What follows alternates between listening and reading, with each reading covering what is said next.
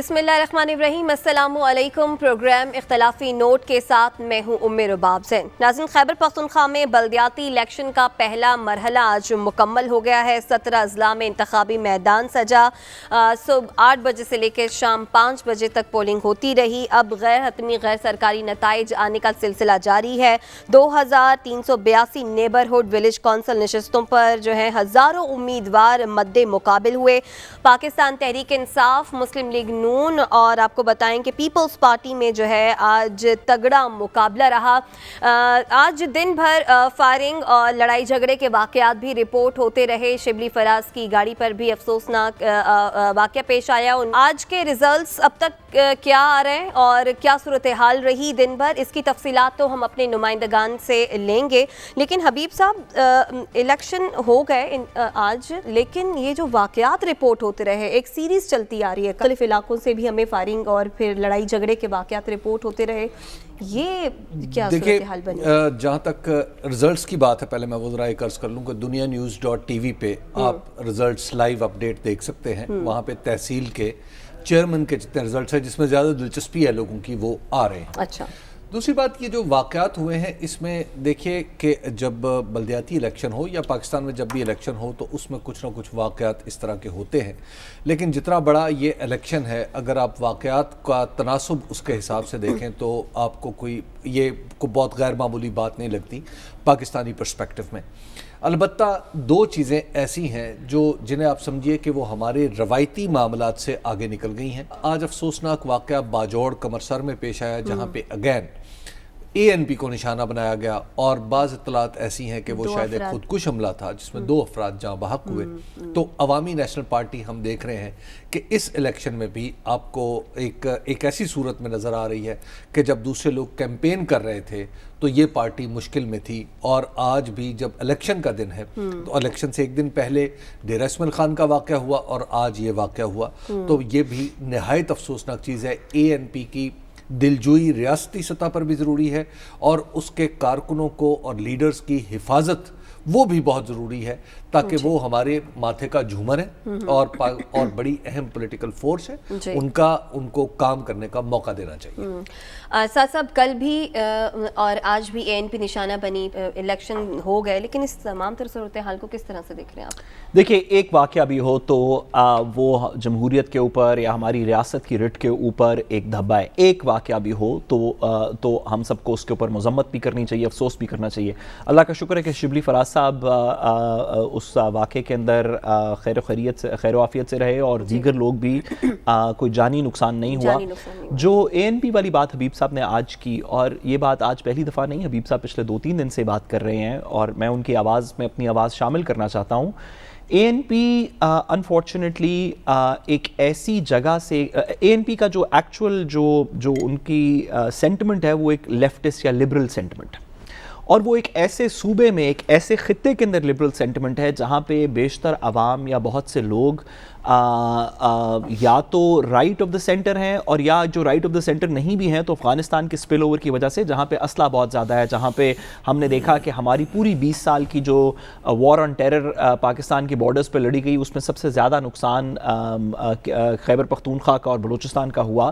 तो खैबर पख्तूनख्वा के अंदर जहाँ पे सबसे ज़्यादा नुकसान हुआ, वहाँ पे ANP एक ऐसी लिबरल जमात है जिसकी के आवाज़ वो मेजॉरिटी में आए या ना आए, वो इलेक्शन जीतें या ना जीतें, उनका कोई कैंडिडेट भी हो या ना हो पार्लियामान के अंदर, लेकिन उनकी लिबरल आवाज़ उस सूबे के अंदर प्रोटेक्ट करनी बड़ी ज़रूरी है, ताकि इस शमा को बुझा ना दिया जाए, लोग प्रेशर के अंदर आके वायलेंस की नज़र में ANP से दूर ना हो जाएं। ANP की एक बड़ी इंपॉर्टेंट आवाज़ है खैबर पख्तूनख्वा में, एक बड़ी इंपॉर्टेंट तारीख़ है खैबर पख्तूनख्वा के इलाके के अंदर, और उसको प्रोटेक्ट करना मेरा ख्याल है कि रियासत की इदारों की अव्वलीन जिम्मेदारी होनी चाहिए। आगे बढ़ते हैं प्रोग्राम में। गैर हतमी गैर सरकारी नताइज आने का सिलसिला जारी है। पेशावर में दिन भर क्या सूरत हाल रही और अब तक के क्या नताइज जो हैं मौसूल हुए हैं, इसकी तफसीलात जानेंगे। नुमाइंदा पेशावर समीन जान हमारे साथ मौजूद हैं। समीन जान, दिन भर की सूरत हाल और फिर हमें रिजल्ट्स के हवाले से भी बताइएगा जो अब तक मौसूल हुए। جی بالکل، یہاں پہ رزلٹ کا آنا جو ہے نا وہ پشاور میں شروع ہو گیا ہے. اس وقت بھی میں بڑبیر میں موجود ہوں، مگر مختلف شہروں پشاور شہر سے بھی رزلٹ جو ہے نا آنا شروع ہو گیا ہے. اسی طرح جو مترا کا جو تحصیل ہے وہاں سے رزلٹ آنے شروع ہو گئے. زیادہ تر رزلٹ جو ابھی تک آئے ہوئے ہیں اس میں کسی میں جو ہے نا غیر حتمی و غیر سرکاری نتائج کے مطابق ابھی تک جو ہے نا وہ پی ٹی آئی جو ہے نا کہیں پہ برتری آگے جا رہی ہے، کہیں پہ این پی جو ہے نا وہ آگے جا رہی ہے، اور کہیں پہ جے یو آئی جو ہے نا وہ وہاں پہ آگے جا رہی ہے. اسی طرح یہ رزلٹ موصول ہے. یہاں پہ ابھی بڑبیر میں ابھی تک ایک رزلٹ بھی ابھی موصول نہیں ہوا ہے. تاہم یہاں پہ بھی یہی کہا جا رہا ہے کہ غضنفر جو ہے نا وہ آگے، اور دوسرے نمبر پہ جو حاجی نیاز محمد جو ہے نا وہ ان کے دوسرے نمبر پہ جا رہے ہیں. کب تک آپ کے خیال میں یہ ریزلٹس کی ٹیلی پوری ہو جائے گی؟ ہمیں کچھ نمبرز کے بارے میں کب تک پتہ چلے گا؟ یہ رزلٹ تو رات گئے تک، کیونکہ کافی جو صوبائی پشاور کا اگر دیکھا جائے میئر کی سیٹ کے لیے تو 7 صوبائی اسمبلی کے حلقے ہیں وہاں پہ. یہاں پہ دیکھا جائے یہاں پہ 3 جو ہے نا 3 صوبائی اسمبلی کے حلقے اور 1 این اے پہ مشتمل ہے یہ بڑبیر جو ہے. اسی طرح پشتخرا جو ہے نا وہ بھی 2 صوبائی اسمبلیوں کے حلقے پہ مشتمل. تو لازمی بات ہے کہ اس میں رزلٹ آنے میں کافی ٹائم لگے گا، اور میں بھی رات گئے تک یہ رزلٹ جاری رہے اور اس کے نتائج غیر حتمی نتائج جو ہے نا وہ آئیں گے. مگر ابھی تک کسی کے حوالے سے یہ کوئی نہیں کہہ سکتا ہے کہ جے یو آئی کا کینڈیڈیٹ جو ہے نا وہ آگے ہے یا پیپلز پارٹی کا یا سمین جان آپ سے بات کرتے ہیں.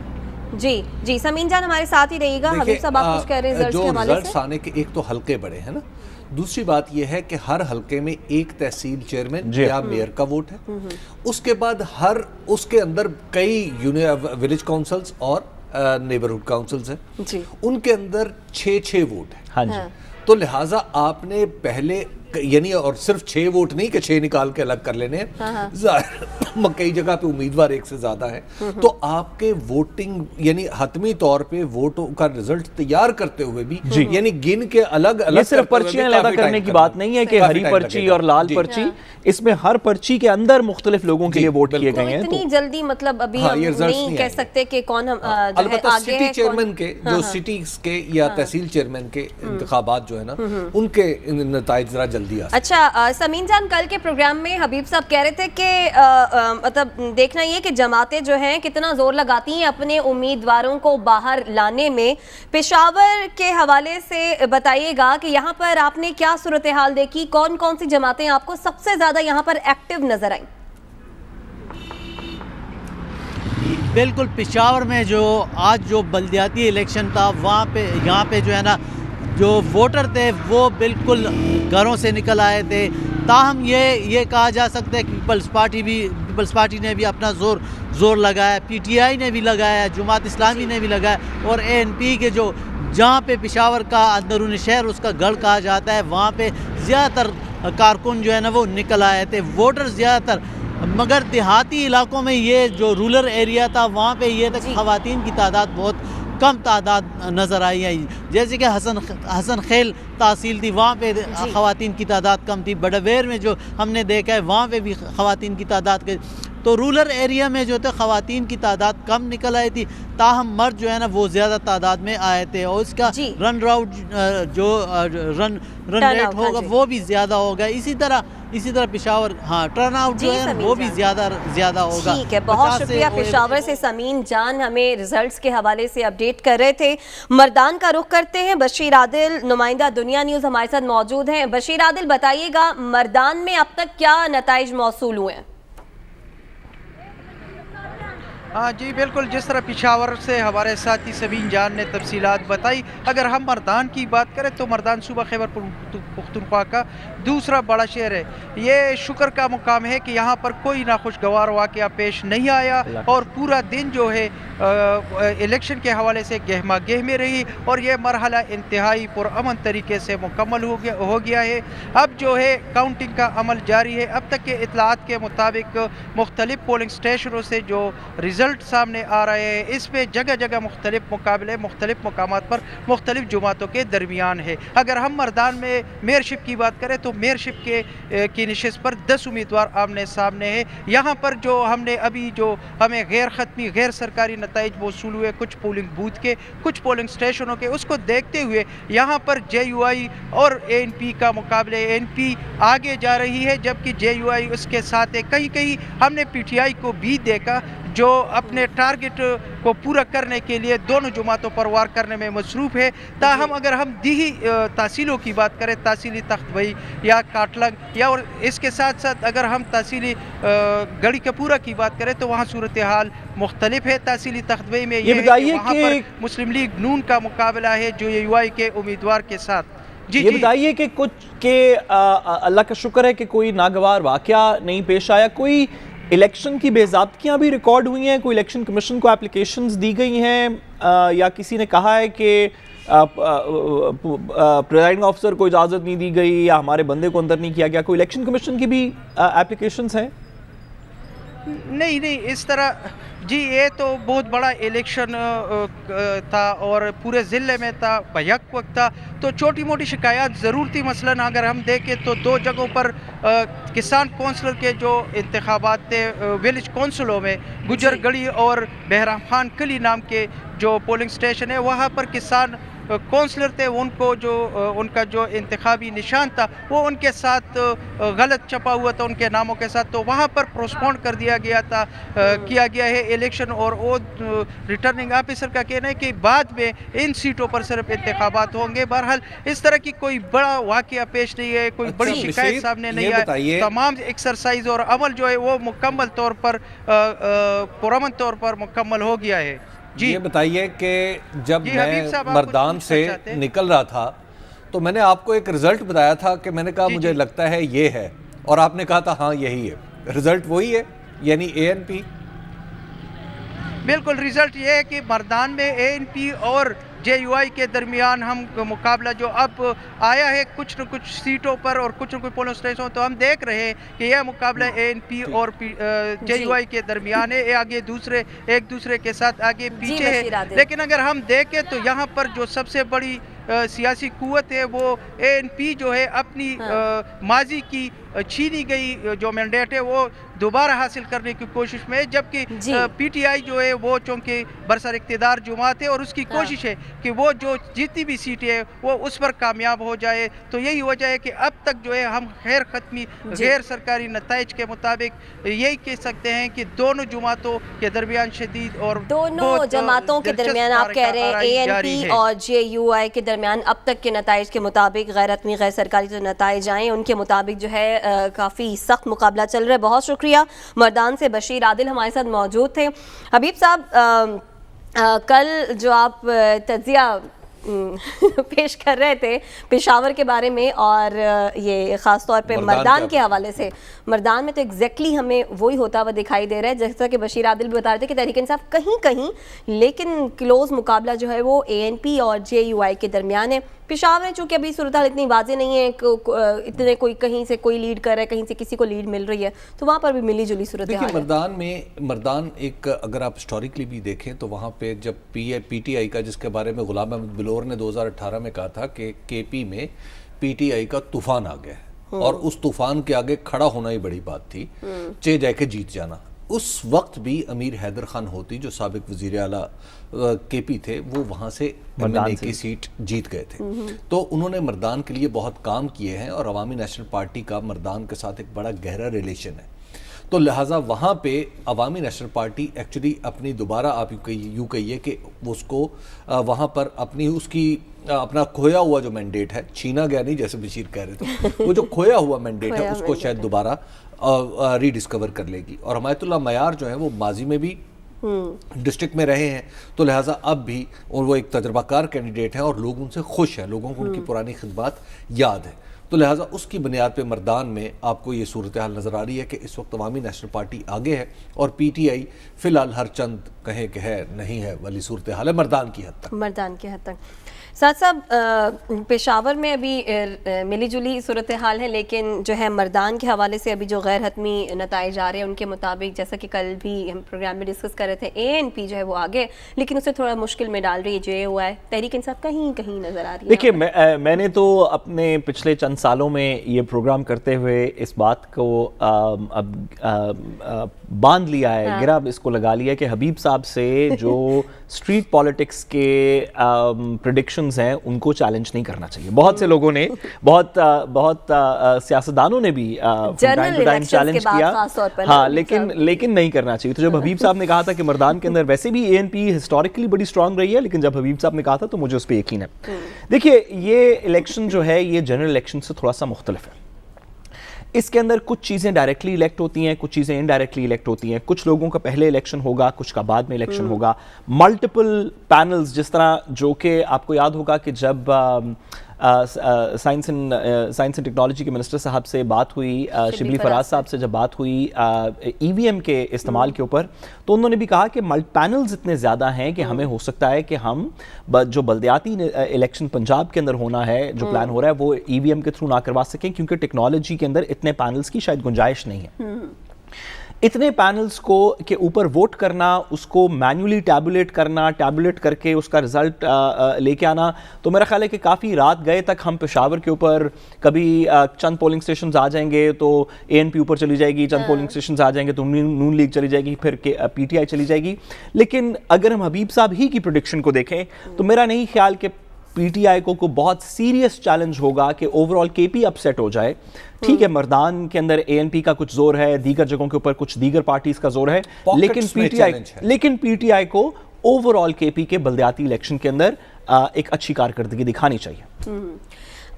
حبیب صاحب یہ بھی بات ہو رہی تھی کل کے پروگرام میں کہ تحریک انصاف کے حوالے سے کہہ رہے تھے کہ اگر وہ جو ہے 30% جو ہے وہ آؤٹ آف 65 اگر 30 سیٹس لے لیتی ہے تو یہ کوئی اچھی کارکردگی نہیں ہوگی، لیکن اگر وہ 40 کے قریب جاتی ہے تو ہم سمجھیں گے کہ تحریک انصاف جو ہے اس نے بڑی اچھی پرفارمنس دکھائی ہے انتخابات کو لے کر. آج کی دن بھر کی صورتحال، اب تک کے جو چند نتائج آپ کو بھی موصول ہو رہے ہیں اور جو ہم نے اپنے ناظرین کو بھی بتایا، ان کے مطابق اب آپ کو کیا صورتحال بنتی دکھائی دے رہی ہے؟ دیکھیے ایک تو یہ جیسے سعد نے ابھی بات کی کہ رزلٹ کافی کمپلیکیٹڈ ہیں، تو لہٰذا اس کے بارے میں حتمی رائے تو اسی وقت قائم کی جائے گی جب 15-20% سے زیادہ رزلٹس آ چکے ہوں، تو اس وقت آپ کسی بھی حلقے کے بارے میں ایک سیف اوپینین دے سکتے ہیں. دوسری بات یہ ہے کہ اور اس وقت جو پی ٹی آئی کا جو معاملہ ہے نا جی کے پی میں، آج مجیب الرحمان شامی صاحب بڑی اچھی بات کر رہے تھے. انہوں نے کہا کہ خان عبد القیوم خان جو 50s میں اور 60s میں 50s میں بالخصوص بہت بڑے سیاستدان تھے کے پی میں، معاف کیجیے گا، ان کے بعد کے پی سے اٹھنے والے دوسرے سیاستدان عمران خان ہیں جو مین سٹریم کے سیاستدان. آپ خان عبد الولی خان، باچا خان، یہ بڑے لوگ تھے لیکن یہ اس طرح مین سٹریم کے، ان کی عزت تو پورے ملک میں تھی لیکن اس طرح مین سٹریم پالیٹکس میں نہیں تھے، یہ صوبائی پالیٹکس میں ہوا کرتے تھے. تو لہٰذا عمران خان کے ساتھ دوسری انہوں نے ایک بڑی اچھا اس کا اینالائز کیا کہ انہوں نے کہا کہ جو نوجوان ہے کے پی کا، اس نے عمران خان کے ساتھ عمران خان کو وہ اپنے خیالات کی تجسیم کے طور پہ دیکھتا ہے. وہ سمجھتا ہے کہ وہ جو سوچتا ہے ایکچولی عمران خان وہ کہتے ہیں اور وہ کر کے دکھانے کی صلاحیت رکھتے ہیں.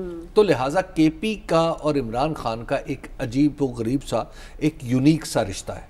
یہ بالکل اسی طرح کا، اسی درجے کا رشتہ ہے جس طرح کا آپ کہہ سکتے ہیں کہ بھٹو کا اور سندھ کا رشتہ ہے. کہ وہاں پہ آپ بھٹو جو ہے دراصل وہ تربیت میں بھی شامل ہے، بھٹو رہن سہن میں بھی شامل ہے اور بھٹو سوچ بچار میں بھی شامل ہے. تو عمران خان نے سم ہاؤ وہ درجہ حاصل کر رکھا ہے کے پی میں.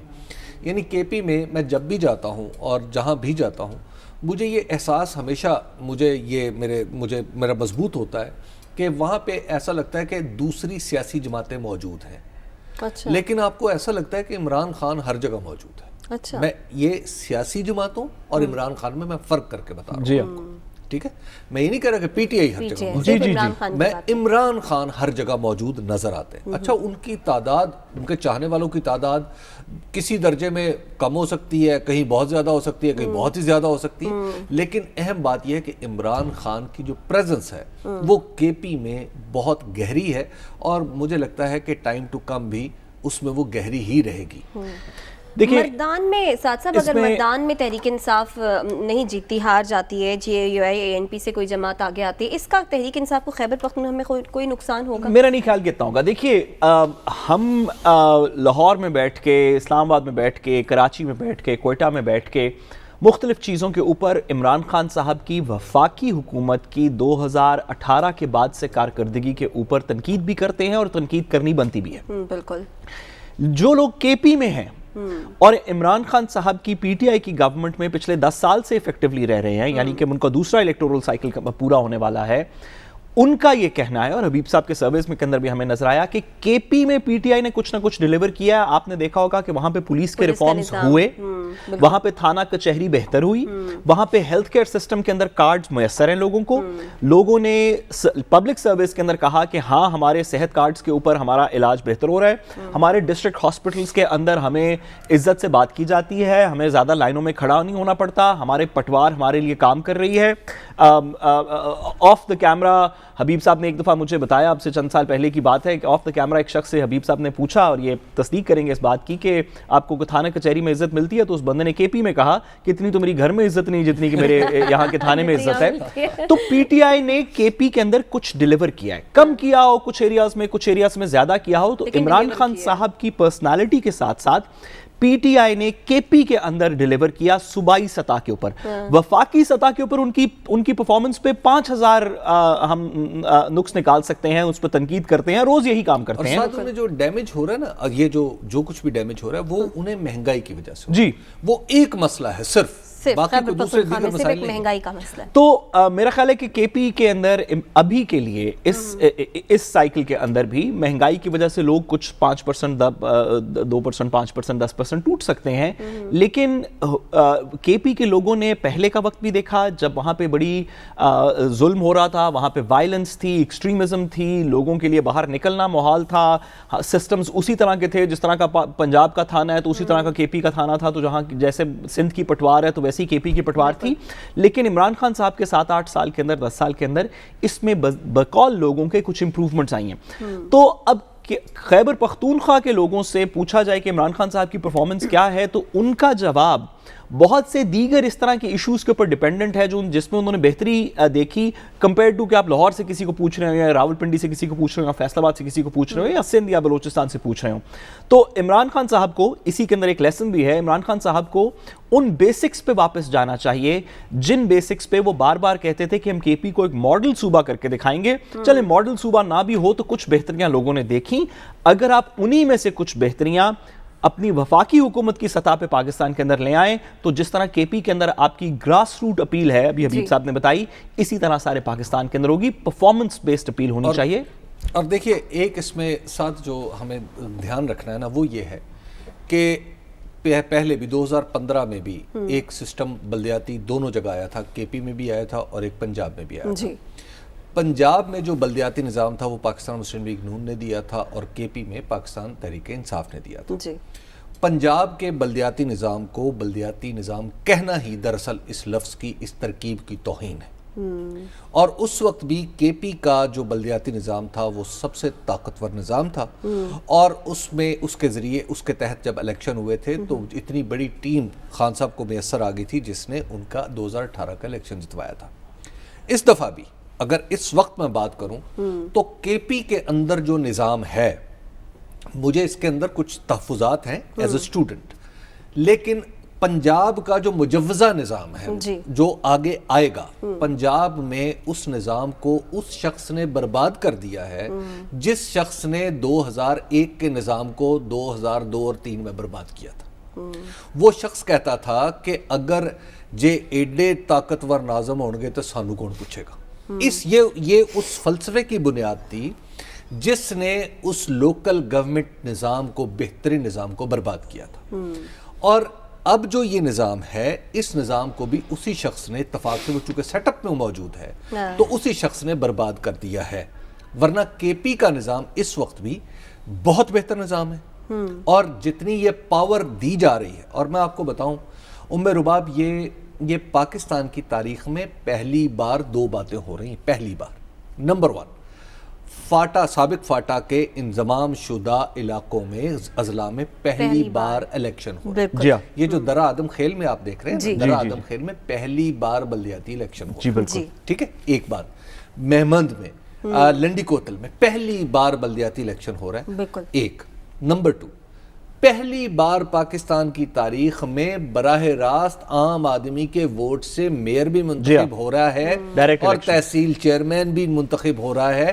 یہ اتنی بڑی لیپ فارورڈ ہے جس کے لیے میں سمجھتا ہوں کہ عمران خان نے کم از کم معاف کیجیے گا، میں اس حکومت پہ نالائکی اور نااہلی کا لیبل چسپاں کرتے ہوئے 1 سیکنڈ نہیں لگاتا. ٹھیک ہے، اور میں یہی سمجھتا ہوں آپ یہ لیبل لگا چکے ہیں.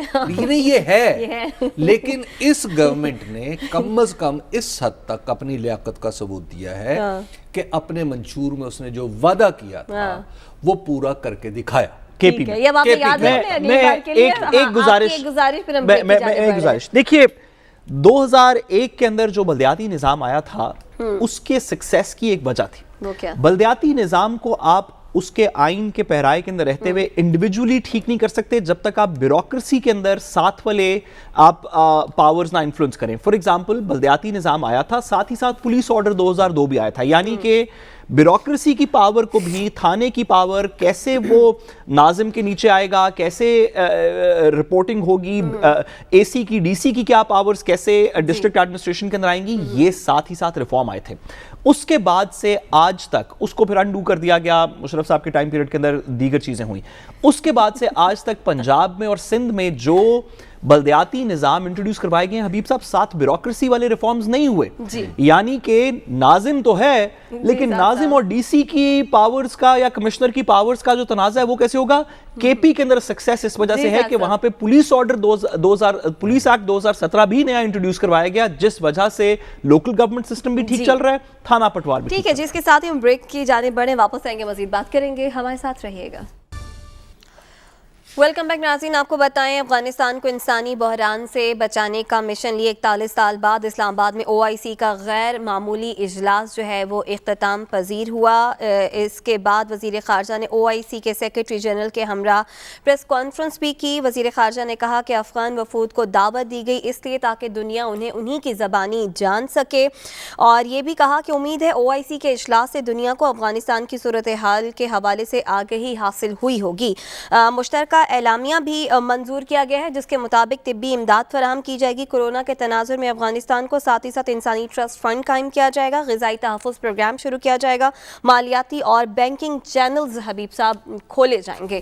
اب آپ کو لگتا ہے کہ OIC کا جو اجلاس ہوا اس کے اعلامیے میں جو تمام چیزیں سامنے آئی ہیں، ایک ہم کہیں کہ اس کا آؤٹ کم جو ہے وہ ایک بڑا اچھا جو ہے وہ ہوا، جو چاہتے تھے ہم کہ مسلمان ممالک کو افغانستان کے لیے یہ کرنا چاہیے وہ انہوں نے کیا آج کے اجلاس میں. دیکھ لیں، ایک تھوڑی سی میں کلیریفیکیشن کر لوں پچھلے سیگمنٹ کے حوالے سے کہ وہ شبلی فراز کے حوالے سے بات ہو رہی تھی کہ ان کی گاڑی پر حملہ ہوا اور فائرنگ کی بات ہوئی تھی. تو اب یہ بات واضح ہوتی جا رہی ہے کہ وہ فائرنگ نہیں تھی، دراصل پتھراؤ تھا، تو جس کی وجہ سے شیشے ٹوٹے. وہ اطلاعات انیشلی آئی تھیں. جی، تو اب جو ہے وہ فائنلی یہ جو پولیس کی اطلاعات ہیں وہاں کی مقامی وہ یہ ہے کہ ان کی گاڑی پر پتھراؤ ہوا تھا. اچھا، اب دوسری بات جہاں تک افغانستان کا تعلق ہے، دیکھیے افغانستان کا جو بنیادی معاملات ہیں وہ بہت سارے، نو ڈاؤٹ وہاں پہ ایک بہت بڑا ہیومینیٹیرین کرائسس ہے، لیکن وہ ہیومینیٹیرین کرائسس آخر پیدا کیوں ہوا ہے؟ اگر آپ اس کی دیکھیں تو وجوہات اس کی سیاسی ہیں. وہ سیاسی وجوہات اس لیے ہے کہ امریکہ نے ان کے 9 اور $9.5 ارب کے اثاثے جو ہیں وہ فریز کر دیے ہیں کیونکہ وہاں پہ ایک دم رجیم چینج آ گیا ہے.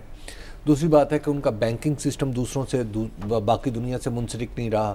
اور تیسری بات یہ ہے کہ وہاں پر جو خود حکومت نے، جو نئی حکومت آئی ہے طالبان کی، وہ اس طرح کا تاثر نہیں دے پا رہی اب تک کہ وہ دنیا کے وہ مانے ہوئے سٹینڈرڈز جن پر دنیا چل رہی ہے وہ ان سٹینڈرڈز کو فالو کرتی ہوئی نظر آئے گی. تو لہٰذا یہ 3 چیزیں ایسی مل کے انہوں نے افغانستان میں ایک ہیومینیٹیرین کرائسس کی صورتحال پیدا کر دی ہے. تو اس صورتحال سے جب یہ جو اب اسلامک کانفرنس ہوئی OIC کی، یہ پاکستان کی بہت بڑی کامیابی ہے، لیکن آپ یہ دیکھیے کہ افغانستان کے اوپر اب بھی وہ دباؤ برقرار ہے۔ اس کانفرنس سے یہ تو طے ہو رہا ہے کہ ہم آپ کے لوگوں کو انشاءاللہ العزیز ہم ان کے ساتھ کھڑے ہیں، لیکن ہم افغان حکومت کے ساتھ نہیں کھڑے، یہ بات واضح ہوتے چلی جا رہی ہے۔